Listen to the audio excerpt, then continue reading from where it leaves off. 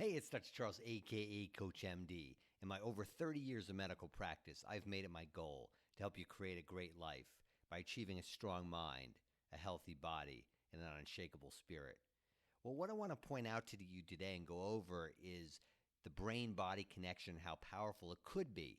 Now, when I review some of these articles, it doesn't mean that I fully endorse it, but it gives you another perspective on what might be going on in our lives, in our brains, that might be controlling some of our bodily functions. So in this article from Science Alert, it talks about a chronic blocked nose, and research links it to changes in brain activity. Chronic rhinosinusitis, okay, that's a fancy name for a stuffy nose, which causes a persistent blocked nose and headaches, among other symptoms, affects 11% of people in the U.S., and recent research has found a link between the condition and changes in brain activity. So, we think it's localized, right? We have a stuffed nose. It must be local, right? It must be something going on in the nasal passages, right? Well, this is saying that maybe it's something different, or maybe it's related to something different. The team behind the study is hoping that the link will help explain some of the other common effects of persistent inflammation: finding it hard to focus, struggling with bouts of depression, having trouble sleeping, and dizziness. Maybe all of these can be related, and maybe there could be a link to something found in the brain. Finding a connection between the underlying disease and the neural processing happening elsewhere could be vital in understanding the chronic condition, along with efforts to find better and more effective ways to treat it. So, I've talked about in the past how we perceive pain, and if we have pain in the arm, we must think that there's something going on in the arm or the back. There must be something localized in the back. But the reality is, in order for us to perceive the pain, something has to happen in the brain for us to recognize it. Is there something local that's then sending a signal, or is it something central in the brain that's sending a signal to the area to keep creating an environment to cause more of the symptoms? So that to me, that's very interesting concept. Finding a connection between the underlying disease and the neural processing happening elsewhere could be vital in understanding the chronic condition, along with efforts to find better and more effective ways to treat it, right? This is the first study that links chronic sinus inflammation with a neurobiological change, said otolaryngologist Aria Jafari from the University of Washington. The team's paper was published in April 2021. We know from previous studies that patients who have sinusitis, chronic inflammation of the sinuses, often decide to seek medical care not because they have a runny nose and sinus pressure, but because the disease is affecting how they interact with the world, how they live their lives. They can't be productive, thinking is difficult, sleep is lousy. It broadly impacts their quality of life. Now we have a perspective mechanism for what we observe clinically. The researchers tapped into data from the Human Connectome Project to find 22 subjects living with chronic rhinosinusitis and 22 control subjects with no sinus inflammation. Data from fMRI scans were then used to compare blood flow and neuron activity in the brain. Now, I think we put a lot of faith in these functional MRI, the fMRI studies, which are functional MRI studies. And basically what that does is it's an MRI scan that gives certain changes of colors, and so you could see blood flow.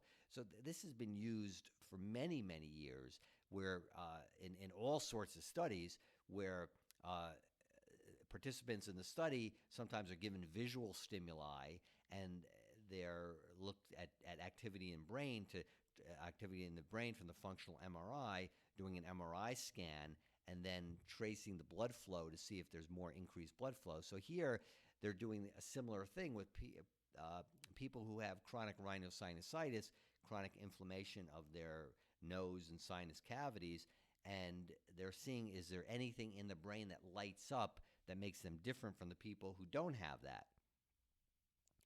In those with sinus inflammation, the The researchers spotted lower functional connectivity in the frontoparietal network used for attention and problem solving, higher functional connectivity in the default mode network linked to self-reference and mind wandering, and lower functional connectivity in the salience network, which manages external stimuli, communication, and social behavior. Interesting. The differences were more significant in people with more severe rhinosinusitis, the team noted. So what comes first, the chicken or the egg, right? Is there a problem in the brain that's causing this, or is it the problem locally that's causing the brain activity? Taken together, these increased and decreased spots of activity in the brain could be behind the symptoms people report.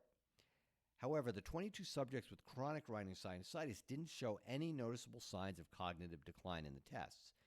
As they were picked from a pool of 22 to 35-year-olds, the researchers think that this sort of decline may happen later in life, something that a longitudinal study might be able to pick up on. The subjective feelings of attention decline, difficulties to focus, or sleep disturbances that a person with sinus inflammation experiences might be associated with subtle changes in how our brain regions controlling these functions communicate with one another, said otolaryngologist Christina Simanyan from Harvard University. Current treatments for rhinosinusitis can last several years, with the severity of the inflammation often going in cycles and thickening sinus tissues like callous skin. While surgery can help, it's no guarantee that symptoms of the disease won't reoccur. And that's my experience in years and years of practice. When there's a problem locally, often surgery goes in to take it out. That's why surgeons like what they do, because there's a problem, they cut it out, and problem gone away. But unfortunately, in my experience, and so many people's experience, is that, the problem might go away locally there, but it crops up somewhere else. And so that, or may crop up in that place again as well. So, maybe there's something behind this. Although this new research doesn't show that chronic sinus inflammation directly causes changes in brain activity, the association is strong enough to make it worthy of further investigation. Future studies could look at how this brain activity changed after treatment for those diagnosed with chronic rhinosinusitis, for example. For now, the researchers say that medical professionals should be more mindful of the mental health symptoms that go along with diseases like sinus inflammation, the one studied here, and how they might be playing out in the rest of the body. So again, what's coming first? Mental health or sinus inflammation? Sinus inflammation causing mental health? Is it a vicious cycle? Very interesting. I would say it's probably more of a vicious cycle. One causing the other, which causes more of the other, which causes more of the other, just keeps going around and around. Our care should not be limited to relieving the most overt physical symptoms, but the whole burden of a patient's disease, explained Jafari. The research has been published in JAMA Otolaryngology, Head and Neck Surgery. And you'll have the link. I'll post a link to this article in this video in the description, and you can access this article if you'd like. So I think it's very fascinating, and it goes a lot along with my feeling of how the brain is so intricately connected with our body, more likely the automatic brain. See, I make a distinction between what I call the automatic brain, which is our primitive brain, which does whatever it takes by all means necessary to protect us from potential danger. Doesn't have to be real danger, but potential danger, and it causes us to fight or flight. Much of that fight or flight in our body is controlled by inflammation. So again, what's coming first? Is there some type of danger that's causing local inflammation, or does the brain pick up on that local inflammation and view that as danger, and then processes a primitive network of fight or flight, which causes more emotional and mental health issues that are linked to these localized problems? So that's something I think that's to be considered. But as I always talk about, there's that mind aspect, that's our higher consciousness, which can override that when channeled in the right way, in a spiritual way, that might be able to override some of those primitive automatic processes. So something to think about. Let me know what you think.